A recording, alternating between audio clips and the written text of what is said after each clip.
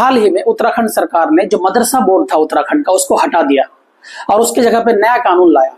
तो आज हम इस वीडियो में देखेंगे कि जो नया कानून है उसमें कौन कौन से प्रावधान है, क्या लिखा हुआ है और हम अपने मदरसा का किस तरीके से मान्यता ले सकते हैं सरकार से और कितने दिन तक मान्यता रहेगा और पुराने कानून क्या था, सारा चीज आर्टिकल 29 क्या है, 30 क्या है, 21 क्या है, सब कुछ इस वीडियो में आसान तरीके से समझेंगे। आओ दिखाते हैं। तो सबसे पहले जो उत्तराखंड मदरसा बोर्ड है उसको सरकार ने हाल ही में हटा दिया 2-3 दिन पहले, और सरकार ने ये कहा कि अब जो नए कानून है उस कानून का नाम है ना, माइनॉरिटी एजुकेशन एक्ट 2025। सबसे पहले ये समझते हैं माइनॉरिटी क्या है। माइनॉरिटी वो होता है यानी जिसको हम हिंदी में अल्पसंख्यक कहते हैं या फिर उसको उर्दू में अकलियत कहते हैं, इंग्लिश में माइनॉरिटीज कहते हैं, जो कम संख्या में है। तो भारत के कॉन्स्टिट्यूशन में, भारत के संविधान में, भारत के आइन में 6 तरह के माइनॉरिटीज को डिफाइन किया गया। उसी को हम कहते हैं नोटिफाइड माइनॉरिटीज। इसको याद रखना बहुत आसान है। देखो, हिंदू, मुस्लिम, सिख, ईसाई। हिंदू तो बहुसंख्यक में है तो इसको ये नहीं आएगा, तो मुस्लिम, सिख, ईसाई 3 हो गया, और बीजेपी बुद्धिस्ट, जैन, पारसी। तो ये है हमारा 6 जो है, मुस्लिम, सिख, क्रिश्चियन मतलब ईसाई, बुद्धिस्ट, जैन, पारसी। इस तरीके से आप याद रख सकते हो। हिंदू, मुस्लिम, सिख, ईसाई में हिंदू हटा दो क्योंकि वो क्या है, मेजोरिटीज में है, ज्यादा संख्या में है।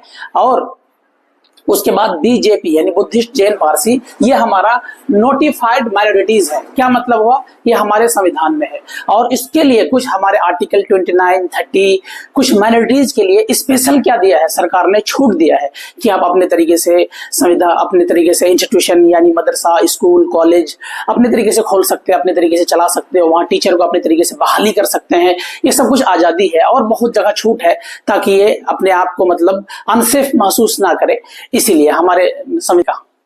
ठीक है, पहले क्या था, पहले था मदरसा एजुकेशन बोर्ड एक्ट 2016 और था Uttarakhand non government Arabic and Persian Madrasa recognition rule 2009।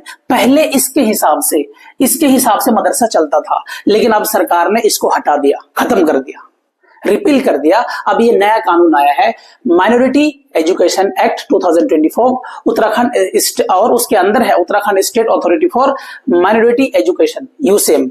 अब क्या है, अब ये जो माइनॉरिटी एजुकेशन एक्ट है ये पूरे हिंदुस्तान में पहला लॉ है, पहला कानून है और इससे पहले कहीं नहीं हुआ। जैसे उत्तराखंड में पहला स्टेट है जो यूसीसी लागू हुआ है ना, यूनिफॉर्म सिविल कोड, जो हमारे कॉन्स्टिट्यूशन के आर्टिकल 44 में था। इसी तरीके से पूरे उत्तराखंड में पहली बार ये लॉ लागू हुआ कि माइनॉरिटीज के लिए, माइनॉरिटीज में ये सारे आएंगे, इनके लिए एक अथॉरिटी बनाया गया, यूसेम। अब यही क्या करेगा, जितने भी मदरसा है या बुद्धिस्ट, जैन है ना, बुद्धिस्ट के मोनास्ट्रीज है, जैन के भी जो कॉलेज है, यूनिवर्सिटीज है, या क्रिश्चियन के हो या सिख के हो, इन सब के लिए एक अलग बॉडीज बनाया गया। ठीक है, अब यहां से हमें मान्यता लेना पड़ेगा, ये मदरसा बोर्ड खत्म हो गया।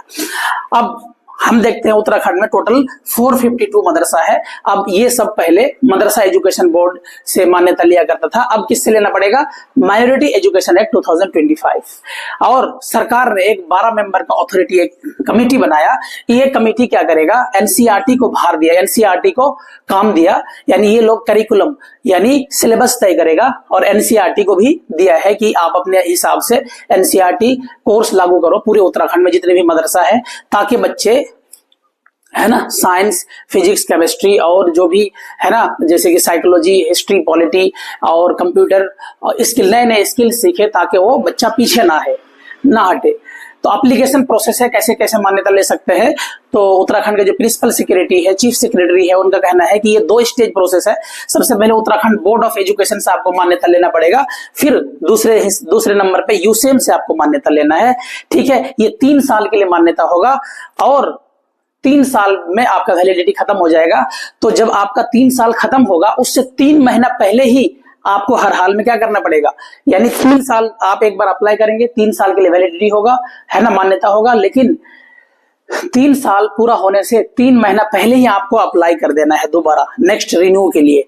तो सरकार का क्या कहना है, देखो हम इस वीडियो में अपनी बात कुछ भी नहीं कह रहे, जो भी सरकार ने कानून में लिखा हुआ था, कॉन्स्टिट्यूशन में है, जो राइटर ने लिखा वो मैं अपनी बात बता रहा हूं, मैं अपना व्यू कुछ भी नहीं बता रहा हूं। देखो, तो आर्टिकल 29 और जो आर्टिकल 30 है, ये हमारे कॉन्स्टिट्यूशन में है। ये क्या करता है, जो देश में 6 नोटिफाइड माइनॉरिटीज है, जो कम संख्या में है, उनको अपनी तरीके से मदरसा, स्कूल, कॉलेज, हॉस्पिटल अपने तरीके से खोलना और उनको मैनेज करने का आजादी देता है।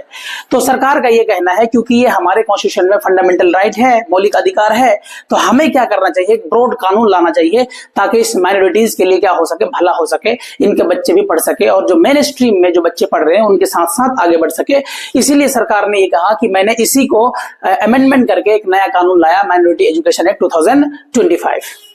सरकार का ये कहना है कि आर्टिकल 21 जो हमारे कॉन्स्टिट्यूशन का फंडामेंटल राइट है ना, जिसके तहत इसको अमेंडमेंट करके आरटी 2004 लाए थे, जिसके तहत सारे बच्चे जितने भी 6 से लेकर 14 साल तक के बच्चे हैं उनको कंपलसरी एजुकेशन देना सरकार का काम है। इसीलिए हमने नया कानून लाया इसके तहत, ताकि हर बच्चा पढ़ सके। तो सरकार का ये कहना है। बाकी आप लोगों को क्या कहना है कमेंट बॉक्स में बता सकते हैं, शेयर कर सकते हैं।